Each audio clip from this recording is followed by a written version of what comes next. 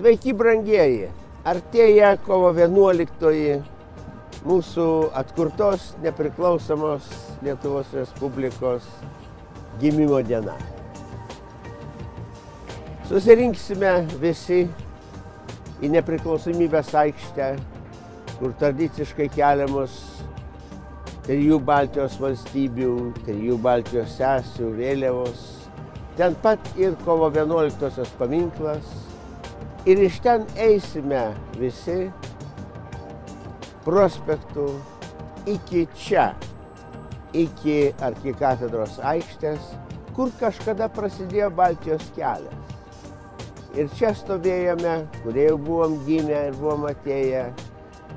Ir prisiminsime tą didįjį pakilimą, didįjį veržimąsi į laisvę, kuris tada mus atvedė į atkurtą Lietuvą ir kuris, mes tikimės, panašus pakilimas dabar yra Ukrainoje, padės ir ukrainiečiams atsilaikyti prieš gąsdinimus, grėsmes ir agresijas ir turėti savo nepriklausomą europietišką Ukrainos Respubliką.